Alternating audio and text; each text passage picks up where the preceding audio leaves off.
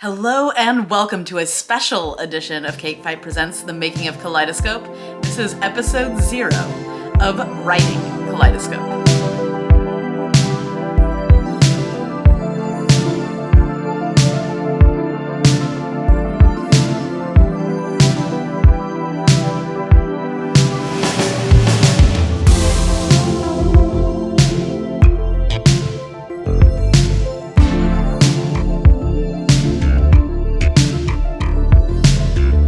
Myself a manicure right now. I'm waiting for the cuticle oil to sink in.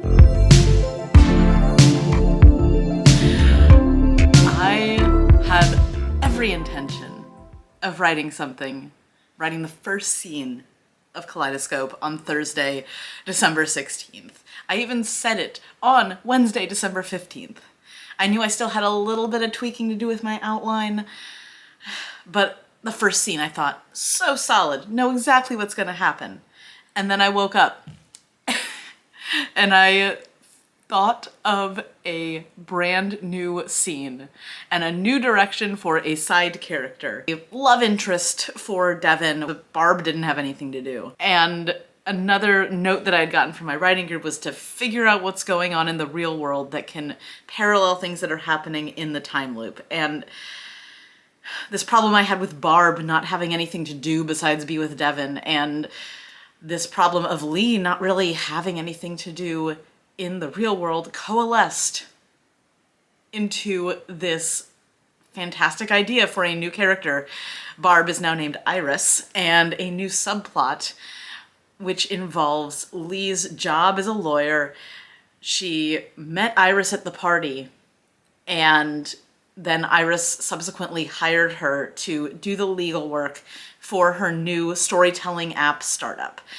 And Lee feels like I did when I was thinking about potentially going into entertainment law, like I was going to be a celiac who loved baked goods, surrounded by them daily, but unable to touch them. And there's a little bit of synergy between the time loop and the things that are happening in the real world, just in terms of Lee having met Iris there. So I need to get some feedback from my writing group before I dive in, because this first scene isn't strictly approved yet, and even though they aren't my producers, they aren't giving me the go-ahead to draft, I'm my own producer, and I want to make sure that my thoughts actually make sense here. So no writing today. Today is day 0, but I will say that my favorite thing I wrote today is figuring out Iris's name. I had a hell of a time with it because I wanted something that was more than one syllable, so it wasn't like Lee, and didn't have an E sound in it or an L sound in it, just to completely differentiate her from Lee, which, when you're looking for women's names, is a difficult proposition, more difficult than I thought.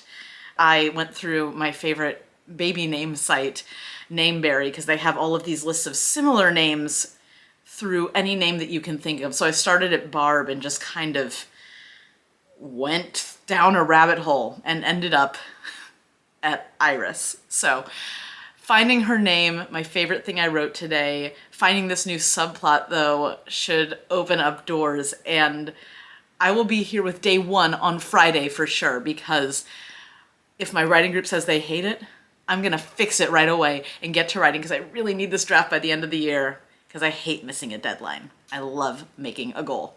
Thanks for understanding, y'all.